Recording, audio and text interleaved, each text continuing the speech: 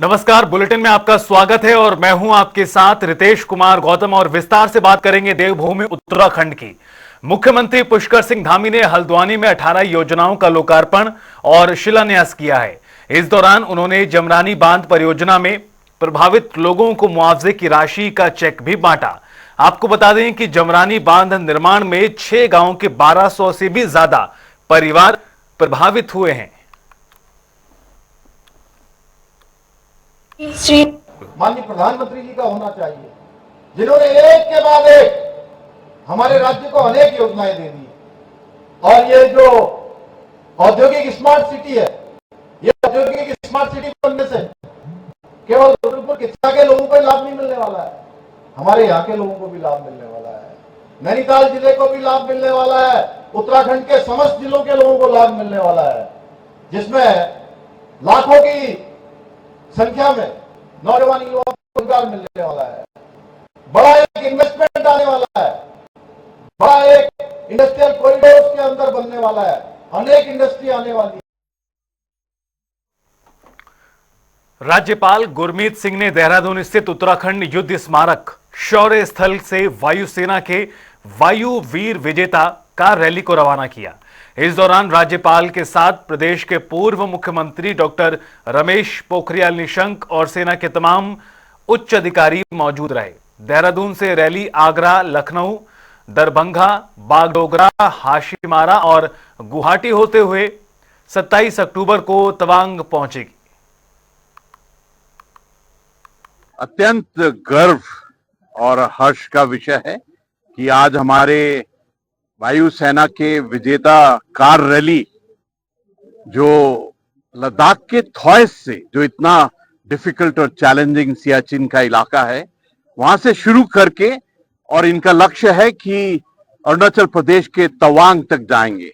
यानी कि 7000 किलोमीटर की कार रैली करना अपने आप में किस दृढ़ निश्चय को संबोधित करता है, क्या संकेत है। ये सचमुच मैं कहूंगा कि हमारी भारतीय वायुसेना है जो एक ब्रेवरी, करेज, साहस, शौर्य एक तरफ, और दूसरी तरफ एक्सीलेंस, जो टेक्नोलॉजी, मॉडर्नाइजेशन, सेल्फ रिलायंस है, उसका एक बहुत बड़ा संदेश है। कौशल विकास में युवाओं को प्रशिक्षण के नए आयाम प्रदान करने को देखते हुए उत्तराखंड के कौशल विकास मंत्री सौरभ बहुगुणा ने टाटा मोटर्स के साथ एमओयू किया है। इस पर कौशल विकास मंत्री सौरभ बहुगुणा ने बताया कि हमारा मत है कि जो छात्र आईटीआई में पढ़ रहा है उसे बड़ी कंपनियों के साथ इंटर्नशिप का मौका मिले, जिसे देखते हुए हमने कुछ समय पहले ही अशोक लेलैंड के साथ एमओयू किया और इस बार हमने टाटा मोटर्स के साथ एमओयू साइन किया है। देखिए, कौशल विकास विभाग का एक बहुत स्पष्ट मत है कि हर लड़के को जो आईटीआई में एडमिशन ले रहा है और अपने कोर्स वहाँ पे पढ़ रहा है, उसको टॉप कंपनीज के साथ इंटर्नशिप करने का एक मौका मिलना चाहिए। कैंपस रिक्रूटमेंट होना चाहिए। हमारा बच्चा आईटीआई की डिग्री लेके सड़कों पे भर के, कंपनियों के बाहर भटके, वो ठीक नहीं है। तो इसी के लिए हमने पिछले साल अशोक लेलैंड के साथ टाइप किया था। इंडिया की सबसे टॉप 2 ट्रांसपोर्ट कंपनीज में अशोक लेलैंड का नाम है, और 1000 बच्चे 3 साल के लिए, हर साल 1000 बच्चे अशोक लेलैंड ने हमसे एमओयू किया था। और पहला बैच हमारा 600 बच्चों का ऑलरेडी अशोक लेलैंड में ट्रेनिंग ले रहा है। उसी के लिए आज हमने टाटा मोटर्स से भी निवेदन किया था। हमने 2 महीने पहले मेरी मीटिंग हुई थी सितारगंज में टाटा मोटर्स के एग्जीक्यूटिव से, और मैं धन्यवाद दूंगा टाटा मोटर्स का कि आज उन्होंने हमारे विभाग के साथ एक एमओयू किया है। हरिद्वार सांसद त्रिवेंद्र सिंह रावत ने जिला विकास समन्वय एवं निगरानी समिति यानी दिशा की मीटिंग ली, जिसमें जिला प्रशासन समेत तमाम विभागों के अधिकारी मौजूद रहे। इस दौरान सांसद के समक्ष कृषि, बिजली, पेयजल, सड़क, शिक्षा जैसे तमाम योजनाओं को रखा गया। साथ ही जनप्रतिनिधियों ने अपने अपने क्षेत्र की कई समस्याओं के बारे में भी सांसद को जानकारी दी। निर्धारित योजनाएं हैं, लगभग 40-42 योजनाएं हैं जिनकी समीक्षा की जाती है, और इस वर्ष में पहली बैठक है दिशा की, तो तमाम विषयों की समीक्षा की है, और जहां पर कोई कमी नज़र आई है तो अधिकारियों को निर्देशित किया गया कि उसको वो दुरुस्त करें। शिकायतें हैं, इसलिए कहा गया है कि उसको दुरुस्त करें और शासनादेश जो हैं उसके अनुसार चलें। निश्चित रूप से जब बैठते हैं जनप्रतिनिधि, बैठते हैं, जनता की समस्याएं वो अधिकारियों के सामने आती हैं तो उसका समाधान निकालने का एक प्रयास होता है। इस प्रकार की नाराजगी आज हमारे सभी जनप्रतिनिधियों द्वारा की गई है और ये भी कहा गया है कि जिस प्रकार यदि उन अधिकारियों को आपके द्वारा निर्देशित किया जाता है और कोई कार्रवाई की जाती है और यदि उनके खिलाफ कोई वे कार्रवाई नहीं करते उस कार्य को लेकर, तो उनके खिलाफ सख्त सख्त कार्रवाई की जाए और अन्यथा इस प्रकार का रवैया हमेशा रहेगा और इस प्रकार हमारी जनता में आक्रोश रहेगा और जनता का समाधान नहीं हो सकता है।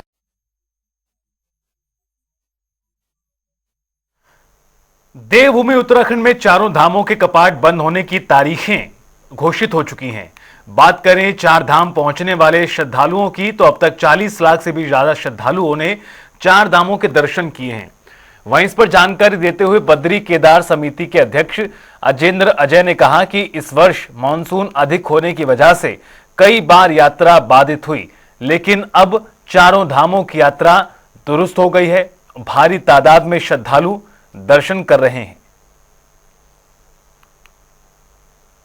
कि विगत एक सप्ताह से जो हमारी यात्रा है बहुत तेजी के साथ में बढ़ी है और धामों में बड़ी संख्या में श्रद्धालु तीर्थयात्री आ रहे हैं। आप जानते हैं कि इस वर्ष मानसून के सीजन में काफी वर्षा हुई थी। वर्षा के कारण से मार्ग बाधित हुए थे, खास करके जैसे केदारनाथ धाम का जो पैदल मार्ग है वो भी कई स्थानों पर बाधित हो चुका था। लेकिन प्रदेश सरकार के स्तर से बहुत तेजी के साथ में जो राहत और पुनर्वास के पुनर्स्थापना के कार्य संचालित किए गए, उसके कारण व्यवस्थाएं जो थी वो सुचारू कर दी गई थी। और वर्तमान में जिस गति से श्रद्धालुओं की संख्या, यात्रियों की संख्या हमारे धामों में पहुंच रही है, उससे लगता है कि बड़ी संख्या में कपाट बंद होने तक बड़ी संख्या में इस वर्ष भी श्रद्धालु तीर्थयात्री धामों में पहुंचेंगे। प्रदेश सरकार के स्तर से, माननीय मुख्यमंत्री जी के स्तर से निरंतर जो यात्रा व्यवस्था है उनकी निरंतर मॉनिटरिंग की जा रही है। अल्मोड़ा जेल में बंद अंडरवर्ल्ड डॉन प्रकाश पांडे को जूना अखाड़ा ने बाहर का रास्ता दिखा दिया है। इस बात की पुष्टि खुद अखाड़े के अंतर्राष्ट्रीय संरक्षक महंत हरिगिरी महाराज ने की। दरअसल अंडरवर्ल्ड डॉन पीपी को जूना अखाड़े के कुछ संतों ने जेल में संन्यास की दीक्षा दी थी, जिसके बाद हंगामा खड़ा हुआ। वहीं इसके बाद जूना अखाड़े ने इस मामले में जांच कमेटी का गठन कर इसकी जांच करवाई है और अब यह फैसला किया है। उनको पूरी तरह से अखाड़े से बाहर कर दिया गया है, समझ गए? उन्हें अखाड़े के तरफ से पूरा बाहर कर दिया गया, कोई उनका लेना देन समझी से समाप्त कर दिया। तो अखाड़े के कुछ संत उसमें शामिल थे, उनके खिलाफ कोई कार्रवाई? ऐसा है कि जो उसमें 10 नामी कम थे, फर्जी वाले ज्यादा थे।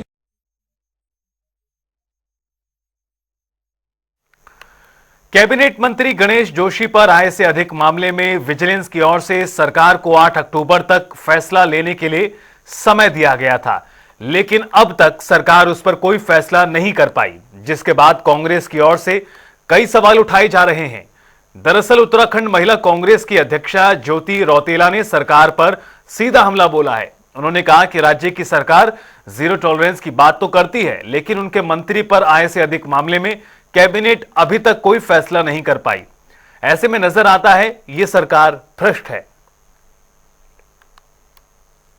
देखिए, इससे साफ पता चलता है कि जो भाजपा की सरकार, धामी सरकार ये बोलती है कि हम भ्रष्टाचार मुक्त सरकार चला रहे हैं, जब उनके मंत्री के ऊपर भ्रष्टाचार के आरोप लगती है तो ये चुप्पी साध देती, गूंगी बैरी हो जाती है। इनको तो एग्जाम्पल सेट करने की जरूरत थी। गणेश जोशी पे जो आरोप लगे थे उनको सीधे सीबीआई जांच की जो मांग विजिलेंस ने करी थी उसको स्वीकार करना चाहिए था। दूध का दूध पानी का पानी हो जाता है, पता चल जाता है कि सरकार भ्रष्टाचार में लिप्त है या नहीं है। लेकिन क्योंकि पूरी सरकार ही भ्रष्टाचार लिप्त है, इतना भ्रष्टाचार उत्तराखंड में आज हो रहा है तो इससे पहले किसी सरकार में नहीं हुआ, इसकी वजह से भाजपा के मुख्यमंत्री जी इस पर कोई कार्रवाई नहीं कर रहे।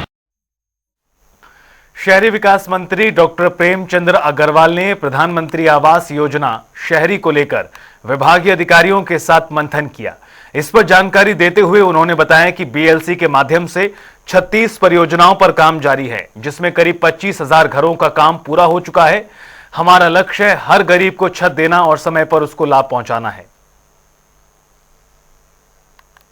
प्रधानमंत्री आवास योजना शहरी के जो मेरे उत्तराखंड में काम चल रहा था उसके बारे में हम लोगों ने आज बातचीत की है। और आप जानते हैं कि हमारी ये योजना बहुत पहले से स्वीकृत थी, लेकिन किन्हीं कारणों से हम उसको शुरू नहीं कर पाए थे। और मार्च 2022 के बाद वो काम भी शुरू हुआ और आज वो प्रगति पे है। हमारे यहाँ जो BLC योजना है, जिसमें 36 परियोजना हमारी चल रही थी और उसमें कुल हमारे स्वीकृत आवास थे 25,972, जिसमें 12,144 पूरे हो गए और 11,962 अभी प्रगति पे है। ऐसी AHP जिसकी 20 परियोजना हमारे यहाँ इस टाइम संचालित है। आप ये कह सकते हैं इसमें कि 15,960 इसमें आवास स्वीकृत हुए थे, जिसमें 14,248 हमारे निर्माणाधीन है और 1,696 पूरे हो गए हैं। कुल मिला के हमने कहा है कि इनको हम लोग दिसंबर 2024 तक ये जितने काम प्रगति पे हैं या जो काम हमारे यहाँ भी थोड़ा धीरे भी चल रहे हैं, उनको हम 2024 दिसंबर तक पूरा करें। देहरादून में पहली बार Uttarakhand health premier league cricket tournament का आयोजन किया जा रहा है। शुभारंभ स्वास्थ्य मंत्री डॉक्टर धन सिंह रावत ने किया। आपको बता दें कि ये टूर्नामेंट 20 अक्टूबर तक देहरादून स्थित महाराणा प्रताप स्पोर्ट्स कॉलेज में आयोजित किया गया है। इस पर जानकारी देते हुए स्वास्थ्य मंत्री ने बताया कि ये Uttarakhand health premier league cricket tournament प्रदेश में स्वास्थ्य जागरूकता को बढ़ावा देने का प्रयास है।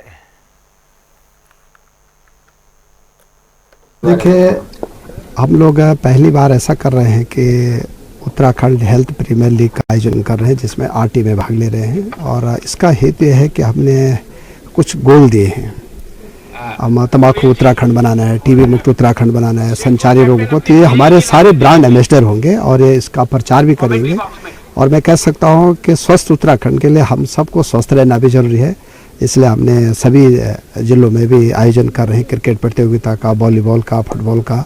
और मुझे लगता है कि एक अलग सा अनुभव इसमें लोगों को फील हो रहा है।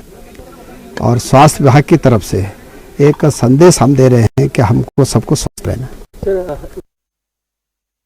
केदारनाथ विधानसभा के उपचुनाव को लेकर बीजेपी और कांग्रेस लगातार तैयारियों में जुटे हैं। बात करें कांग्रेस की, तो कांग्रेस की ओर से केदारनाथ विधानसभा सीट पर बतौर प्रत्याशी के पूर्व कैबिनेट मंत्री डॉक्टर हरक सिंह रावत का नाम चर्चाओं में है। हालांकि इस पर हरक सिंह रावत का कहना है कि व्यक्तिगत रूप से वो चुनाव लड़ने के इच्छुक नहीं, पर साथ ही उन्होंने ये भी कहा कि हम पार्टी कार्यकर्ता हैं, तो पार्टी हमें चुनाव प्रचार के लिए जो निर्देश देगी हम उसके मुताबिक काम करेंगे। जहां तक मेरे चुनाव लड़ने का सवाल है, क्योंकि मैं बहुत इंटरेस्टेड, देखिए मैं एमएलए के चुनाव लड़ने के लिए ना 22 में इंटरेस्टेड था। जब मैं कांग्रेस में सम्मिलित हुआ तो मैंने स्वयं कहा मैं चुनाव विधायक का चुनाव लड़ने के लिए बहुत इंटरेस्टेड नहीं हूँ। इसलिए नहीं हूँ कि अब आपने ध्यान दिया होगा, मैंने 12 में भी कहा था मैं मंत्री पद नहीं लूंगा। मेरे समर्थकों ने दबाव डाला कि आप हमारे लिए मंत्री पद ले लो, तो मुझे अपनी जो एक तरह मैंने संकल्प लिया था मैं मंत्री पद नहीं लूंगा, मुझे लेना पड़ा। मैं धामी और तेरा दावत के साथ भी मंत्री पद नहीं ले रहा था, तो उसमें अभी अमित शाह जी ने बहुत मेरे को दबाव डाला कि आप मंत्री पद ले लो। तो मैं कई बार क्या होता है कि कई बार आदमी को अपने उसके लिए पीछे हटना पड़ता है, तो इसलिए मैं तो बिल्कुल भी एमएलए चुनाव लड़ने के लिए इंटरेस्टेड नहीं हूं। उत्तराखंड कांग्रेस के वरिष्ठ उपाध्यक्ष सूर्यकांत धस्माना ने बीजेपी सरकार पर आरोप लगाए हैं। उन्होंने कहा कि सरकार ने उच्च शिक्षा को पलीता लगा दिया है। सरकार ने प्रदेश के जाने माने महाविद्यालयों की स्थिति खराब कर दी है। इतना ही नहीं, शिक्षकों की भर्ती पर भी रोक लगा दी गई है।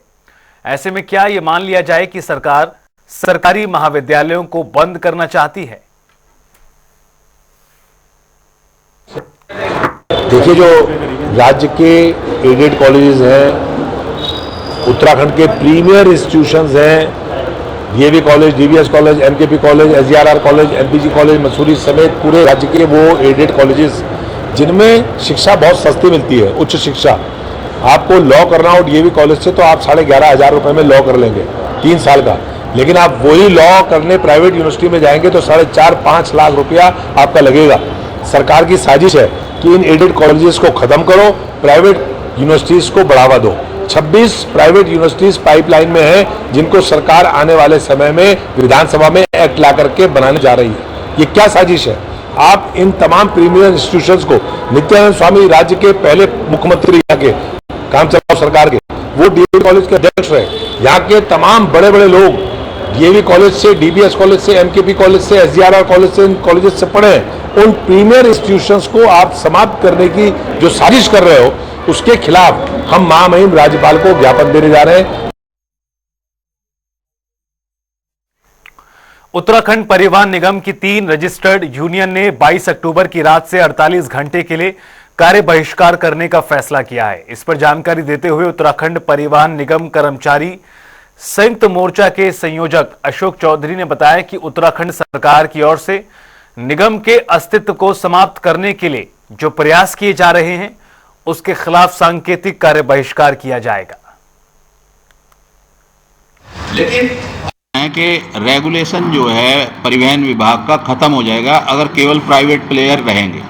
तो जो परिवहन निगम के जो सेवाएं हैं, जो ऐसे रूट पे हैं जहां निजी क्षेत्र बस नहीं चलाता है, या ऐसी सर्विस हैं जो देर रात चलती हैं या अर्ली मॉर्निंग चलती हैं, और ये एक सबसे बड़ा इशू है किराया नियंत्रण का।